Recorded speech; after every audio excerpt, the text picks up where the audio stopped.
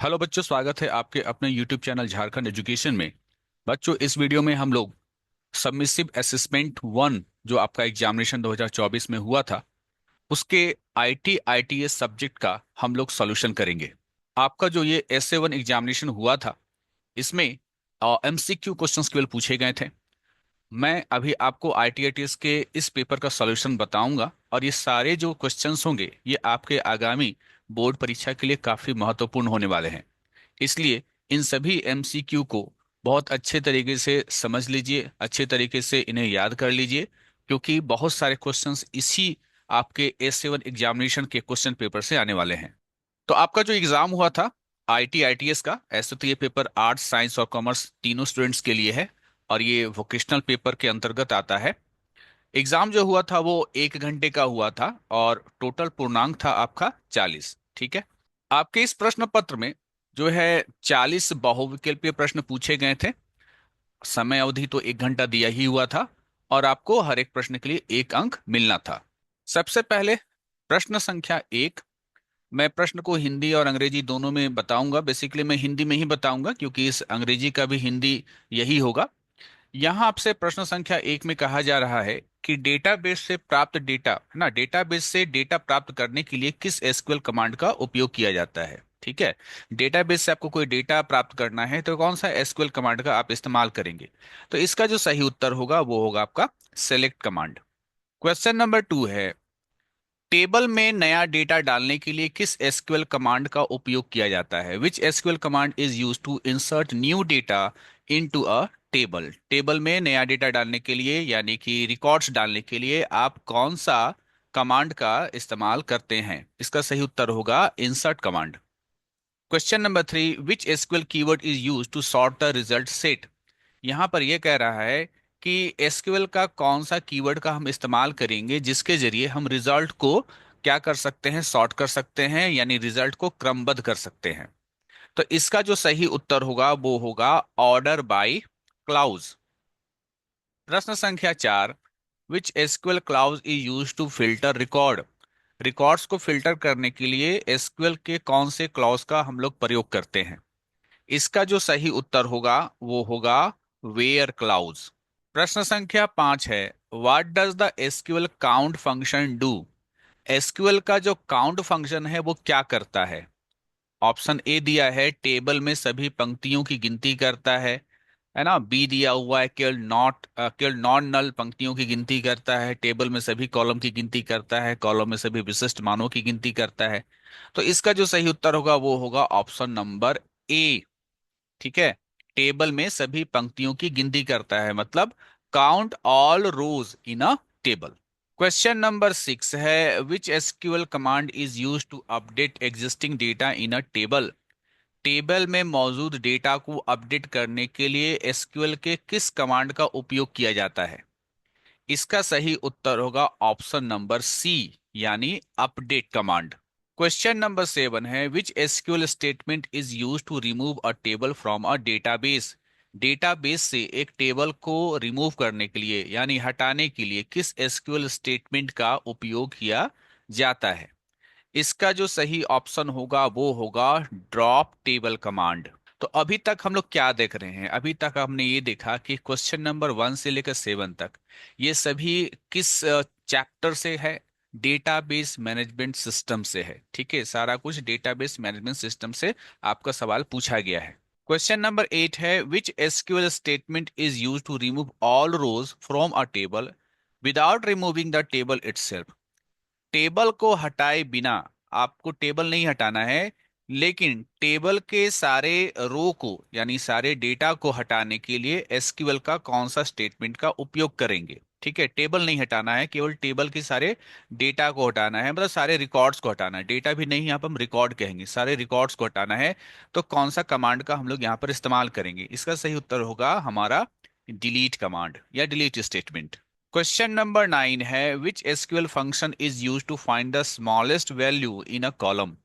किसी एसक्यूएल किसी नहीं किस एसक्यूएल फंक्शन का उपयोग कॉलम में सबसे छोटे मान को खोजने के लिए किया जाता है ना।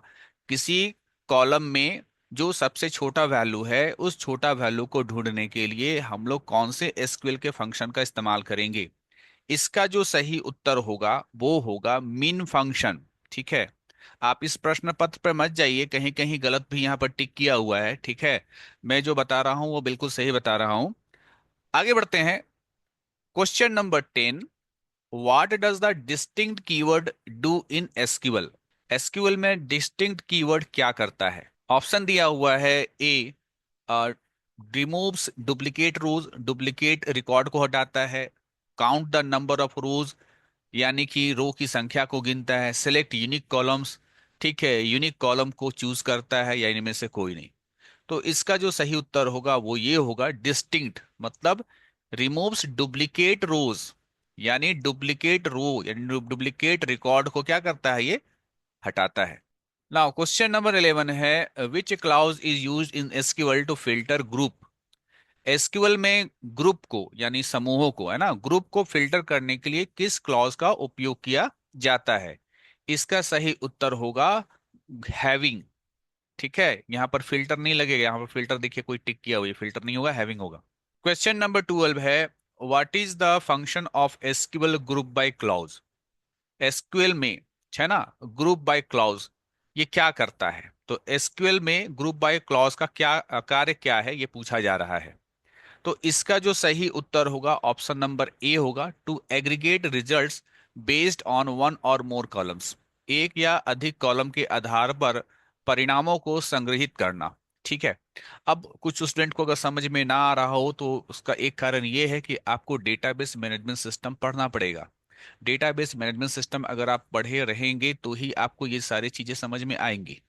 क्वेश्चन नंबर 13 है, which of the following is use to start a function in a Python? अब देखिए, क्वेश्चन नंबर 13 से पाइथन का क्वेश्चंस आना शुरू हो गया। उससे पहले जो था वो आपका डेटाबेस से क्वेश्चंस था, लेकिन क्वेश्चन नंबर 13 से अब हमारा पाइथन प्रोग्रामिंग लैंग्वेज से रिलेटेड क्वेश्चंस आ रहा है। यहाँ पूछा जा रहा है कि पाइथन में फंक्शन बनाने के लिए, है ना, पाइथन में फंक्शन शुरू करने के लिए निम्नलिखित में से किसका उपयोग किया जाता है?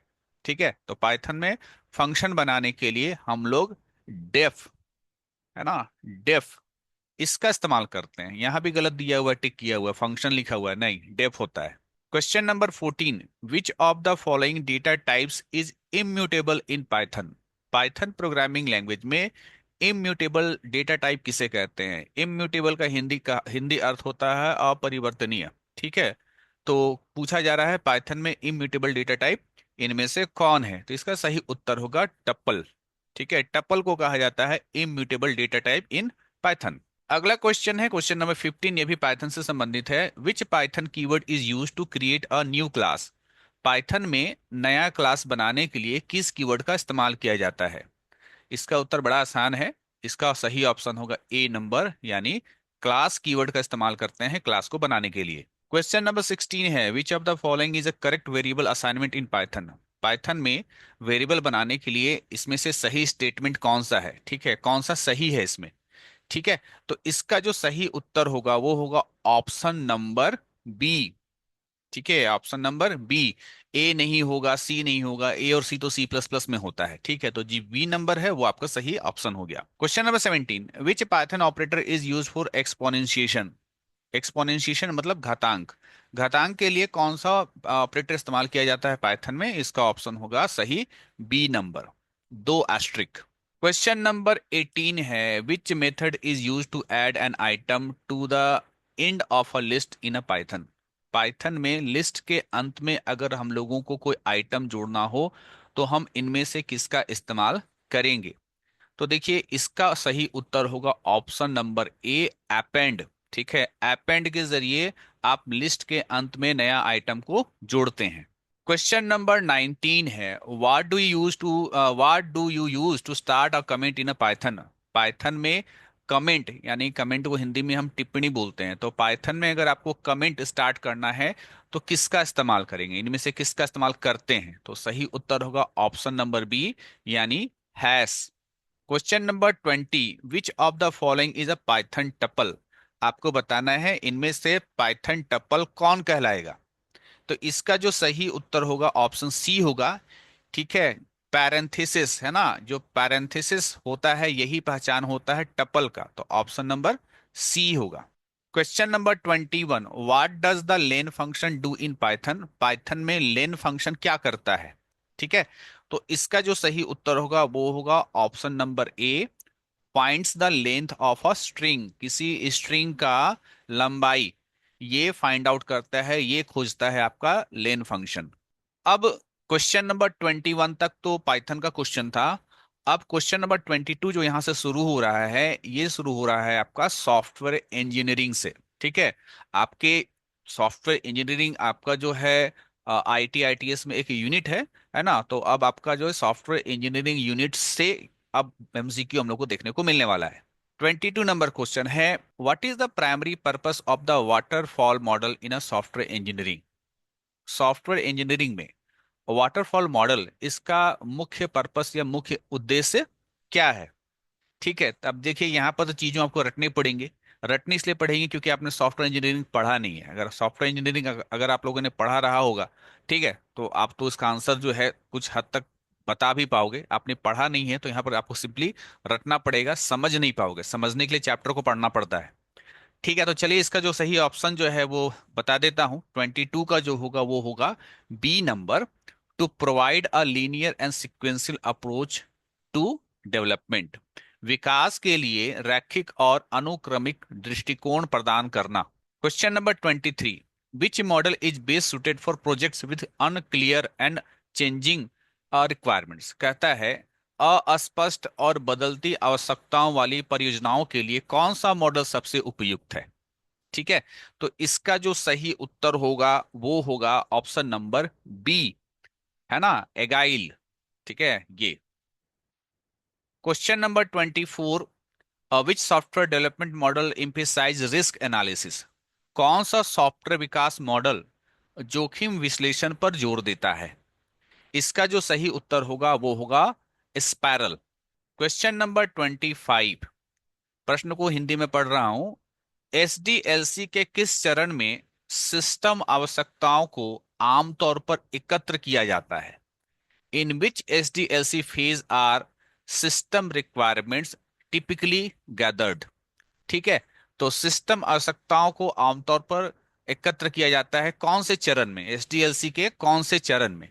तो इसका जो सही उत्तर होगा वो होगा ऑप्शन नंबर सी, यानी एनालिसिस, यानी कि विश्लेषण। क्वेश्चन नंबर 26, अब ये एक्सेल से सवाल है, एमएस एक्सेल से, पाइथन से नहीं है। ठीक है, which Excel function is use to combine text from multiple cells into one? Excel में कई देखिए यहाँ सेल को एकदम हिंदी में इसको ना बायोलॉजी वाले में कर दिया है। सेल मतलब ये बॉक्स को सेल बोलते हैं, यहाँ कोशिका नहीं होता, यहाँ कोशिका लिख दिया। कभी कभी प्रश्न पत्र को मैंने देखा है कि जो इंग्लिश का शब्द है उसको आम हिंदी में ना, आम जो भाषा होता है ना, आम जो मतलब होता है उसमें कन्वर्ट करते हैं। यहाँ पर कोशिका कहीं नहीं होने वाला है। सीधी से यहाँ पर हम लोग बात ऐसे कहते हैं कि आप एक्सेल जानते हैं, एक्सेल जो होता है इसमें रो और कॉलम का बना हुआ एक सीट होता है। उसमें जो एक बॉक्स होता है ना उसको सेल बोलते हैं, ना कि उसको कोशिका बोलते हैं। ठीक है, तो यहाँ पर हम लोग ये जो एक बॉक्स देख रहे हैं इसको सेल कह रहे हैं। तो कह रहा है कि एक्सेल में, है ना, which Excel function is used, Excel का कौन सा फंक्शन का इस्तेमाल करेंगे जिसमें किन्हीं दो सेल में जो टेक्स्ट है, किन्हीं दो बॉक्सेस में कुछ टेक्स्ट है, जैसे यहाँ पर लिखा है राम और यहाँ लिखा है मान लो मोहन, ये दो सेल में राम और मोहन लिखा हुआ है। तो दोनों को कंबाइन करने के लिए हम लोग कौन सा यहाँ पर फंक्शन का इस्तेमाल करेंगे? देखिए यहाँ पर थोड़ा हो जाएगा कंफ्यूजन। कंफ्यूजन ये हो जाएगा कि अब का जो मेरा एक्सेल का सॉफ्टवेयर है एडवांस, एडवांस कहने का मतलब लेटेस्ट, ठीक है, जो लेटेस्ट सॉफ्टवेयर है उसमें टेक्स्ट ज्वाइन के जरिए होता है हमारा कॉम्बिनेशन का काम। लेकिन अगर आप पुराना सॉफ्टवेयर इस्तेमाल करते हैं, ठीक है, तो उसमें क्या होता है, कॉन्केटिनेट होता है। कॉन्केटिनेट फंक्शन के जरिए दो टेक्स्ट को आपस में जोड़ने का काम करते हैं। तो मेरे हिसाब से आप कॉन्केटिनेट पे जाइए, क्योंकि ये कॉन्केटिनेट जो है ये पुराने एक्सेल में भी, पुराना में बहुत ज्यादा पुराना नहीं, जैसे कि 2016 2018, है ना, और 2019 के बाद जो है वो टेक्स्ट ज्वाइन पर के जरिए हम लोग जो है सेल को क्या करते थे, सेल के दो टेक्स्ट को आपस में कंबाइन करते थे। तो मेरा यहाँ पर, मेरा अगर मुझसे पर्सनली पूछा जाए तो मैं कॉन्केटिनेट के बारे में कहूंगा कि कॉन्केटिनेट फंक्शन होना चाहिए इसका सही उत्तर। ठीक है, आगे चलते हैं। अगला सवाल बड़ा आसान है। What is the shortcut key to save an Excel workbook? Excel के वर्कबुक को सेव करने के लिए कौन सा शॉर्टकट की होता है? इसका सही उत्तर होगा control S. Question number 28, which Excel function counts the number of numeric value in a range? ठीक है, किसी रेंज में, है ना, किसी रेंज में अगर पूछा जाए कि न्यूमेरिक वैल्यू को गिनने के लिए कौन सा फंक्शन होता है, जैसे मान लीजिए कि यहाँ पर जो है, हम इसको यहाँ पर कह रहे हैं कि यहाँ डेटा भरा हुआ है, जैसे ए, यहाँ 30, यहाँ 20, यहाँ सी, यहाँ 40, है ना। तो यहाँ से यहाँ को रेंज कहेंगे। अब आपसे पूछा जा रहा है कि रेंज में केवल न्यूमेरिक वैल्यू को गिनने के लिए कौन सा फंक्शन होगा, यानी एक ऐसा फंक्शन होगा जो ये गिनेगा कि कितना यहाँ पर नंबर्स भरा हुआ है, तो 1, 2 और 3। तो कौन सा फंक्शन होगा? तो इसका जो सही उत्तर होगा वो होगा option number C, count function. Question number 29, which feature in Excel is use to create a visual representation of data? Excel में डेटा का जो विजुअल यानी दृश्य प्रतिनिधित्व बनाने के लिए किस सुविधा का उपयोग किया जाता है? यानी आप विजुअल मतलब आप देखना चाहते हैं डेटा को, जो है देखना चाहते हैं, तो डेटा को देखने के लिए और समझने के लिए आप कौन सा चीज का इस्तेमाल करेंगे? तो इसका जो सही उत्तर होगा वो होगा आपका चार्ट, है ना। डेटा को चार्ट में कन्वर्ट करके हम लोग जब देखते हैं तो हम लोग डेटा को अच्छी तरीके से विजुअलाइज कर पाते हैं, अच्छी तरीके से समझ पाते हैं, तो चार्ट होगा। Question number 30। अब देखिए यहां से अब हमारा जो है चीजें अलग हो जा रही हैं। यहां पर एक्सेल का सवाल नहीं है। सवाल पहले देखिए क्या है। What is the first step in effective time management? यहां पर कह रहा है कि अगर आपको जो है एक प्रभावी समय प्रबंधन करना है तो पहला कदम आपका क्या होगा? ठीक है, अगर आपको एक बहुत ही बेहतर टाइम मैनेजमेंट करना है तो पहला स्टेप इस कदम में इसमें क्या होगा? तो इसका जो सही उत्तर होगा वो होगा option number B, setting goals. यानी अपना लक्ष्य का निर्धारण कीजिए। लक्ष्य निर्धारण करेंगे तभी आप टाइम मैनेजमेंट कर पाएंगे। लक्ष्य ही निर्धारित नहीं होगा तो टाइम मैनेजमेंट कहां से होगा? अगला है question number 31, which of the following helps in reducing stress? निम्नलिखित में से कौन सा तनाव को कम करने में मदद करता है? ए, मल्टीटास्किंग। मल्टीटास्किंग मतलब होता है एक साथ बहुत सारा काम करना, तब तनाव कहाँ कम होगा? तनाव तो और बढ़ जाएगा। बी, नियमित व्यायाम।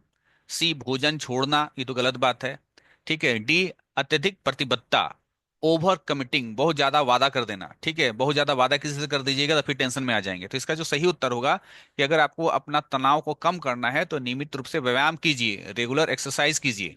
Question number 32, which is a good practice for maintaining work life balance?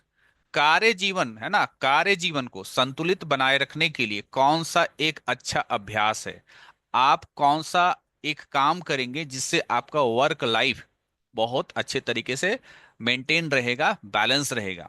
Option A है नियमित रूप से देर रात तक काम करना, ये तो गलत बात है। बी, बार बार छोटे ब्रेक लेना, देखते हैं। सी, छुट्टियां छोड़ना। डी, व्यक्तिगत जीवन की उपेक्षा करना। ठीक है, तो ए तो गलत है, डी भी गलत है ना। इग्नोरिंग पर्सनल लाइफ, अपना पर्सनल लाइफ को एकदम छोड़ दो, है ना, ध्यान ही मत दो, ये नहीं हो सकता है। अब रह गया ऑप्शन बी और सी कि बार बार छोटे ब्रेक लेना, क्या इससे मेरा वर्क लाइफ बैलेंस होगा? या छुट्टियां छोड़ना, कि छुट्टी हम छोड़ दे रहे हैं, छुट्टी हम ले ही नहीं रहे हैं।